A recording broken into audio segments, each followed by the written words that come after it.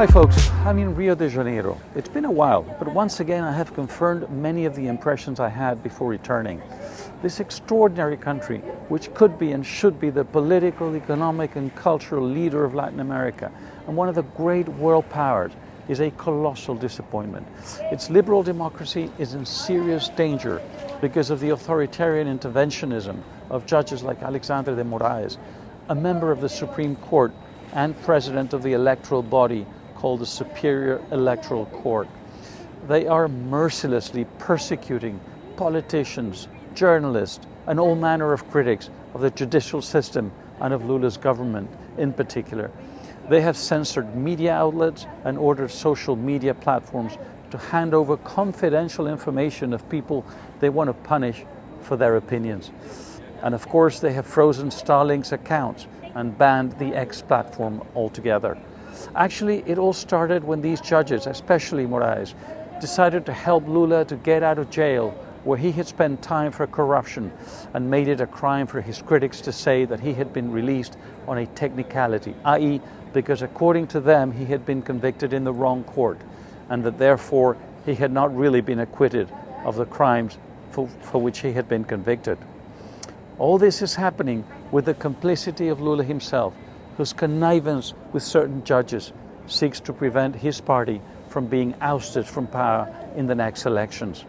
For the moment, the center-right leader, who seems to be better placed to beat Lula's party, is the governor of Sao Paulo, Tarcísio de Freitas, since Bolsonaro is himself prevented by court order from being a candidate. But we will see if this alliance of the government and the judges will allow Tarcísio to compete.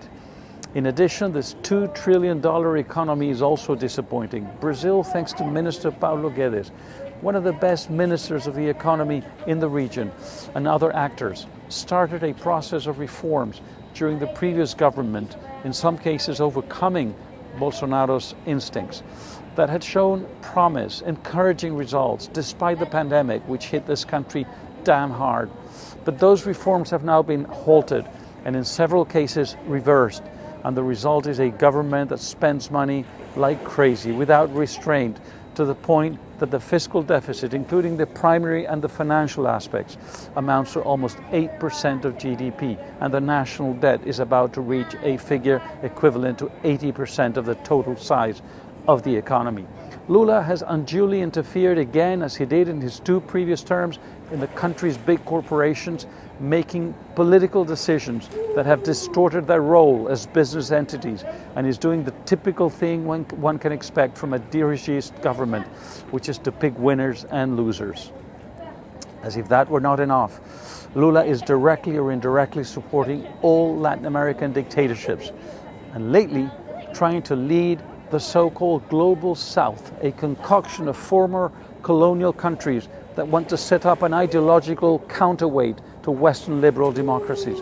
In theory, it's a group equidistant between the liberal West on the one hand and China and Russia and others on the other hand.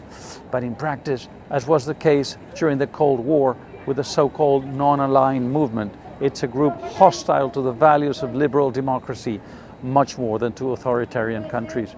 In short, Lula, instead of leading a moderate, social democratic, modern and liberal left and trying to establish a paradigm, a model for the vegetarian left in the emerging world, is dedicating himself to leading a carnivorous left made up of demagoguery, populism and third world victimhood, and wasting the opportunity to advance this fabulous country that could be one of the great success stories of humanity. What a shame, Mr. Lula.